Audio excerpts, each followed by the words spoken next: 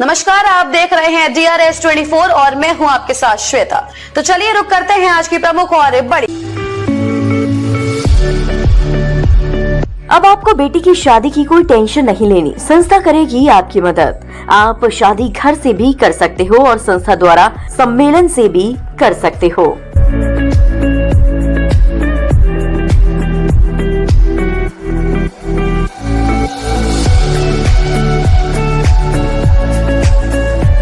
आगरा पहुंचे रामपुर से सांसद मोहिबुल्लाह नदवी। राज्यसभा सांसद रामजीलाल सुमन के घर पहुंचे नदवी। सुमन के घर पर हुए हमले की ली जानकारी। इंसान में सच सुनने की क्षमता होनी चाहिए। सुमन के घर पर भारत की तहजीब के खिलाफ हमला हुआ। इस हरकत से देश का सर शर्म से झुका हुआ है। सुमन के घर पर हमला होगा, अफसोस की बात है। पूरा देश सांसद रामजीलाल सुमन के साथ है। मैं जो हाजिर हुआ हूं, ये सपा के आंदोलन की शुरुआत है। वक्फ बिल पर भी बोले सांसद मोहिबुल्लाह, हमें इस बिल को रिजेक्ट करने की बात शुरू से करते आ रहे हैं। मोहतरम जनाब सुमन जी देश की सियासत के एक बहुत अजीम इंसान है और शुरू से ही समाजवादी विचारधारा की झंडा उठाए हुए हैं। समाजवादी पार्टी के वरिष्ठ नेता हैं और मुझे अभी मालूम हुआ कि आप 77 से हैं और हमारी 76 की पैदाइश है। गोया कि हमारी जितनी पैदाइश है, हम जैसे नए लोग जो सियासत में आ रहे हैं, आपकी पॉलिटिकल लाइफ उससे भी ज़्यादा है। और बड़े अफसोस की बात है, हमारे देश का ये कल्चर नहीं है फ्रीडम ऑफ स्पीच के आदमी को अपने मन की, अपने नज़रिए की बात कहने की और उसके बाद सुनने की क्षमता ये होना चाहिए।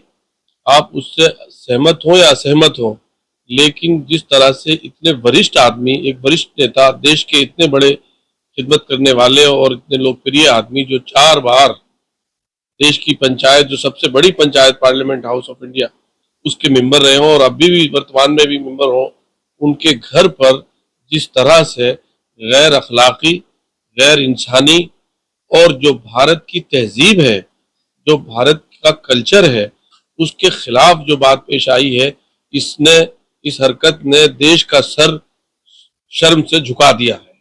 और ये बात सिर्फ भारत के अंदर ही नहीं बल्कि आज की दुनिया में, जैसे आप सब लोग मीडिया के मित्र सब जानते हैं कि आज कोई बात पेश आती है कहीं पर तो फिर वो आगरा तक सीमित नहीं रहती। और आगरा तो इंटरनेशनली फेमस प्लेस है और यहाँ के इतने लोकप्रिय और इतने अजीम सियासतदान के घर पर ये वाक़या पेश हो तो वो इंटरनेशनली जो है वो एक न्यूज़ बनती है और सारी दुनिया उसको देखती है कि भारत में अब डेमोक्रेसी और लोकतंत्र का क्या हाल है। इस वजह से ये बहुत ही अफसोसनाक खबर है। मैं उसी वक्त आना चाहता था लेकिन उस वक्त नहीं हाजिर हो सका था, तो आज मैं हाजिर हुआ हूँ और पूरा देश आपके साथ है।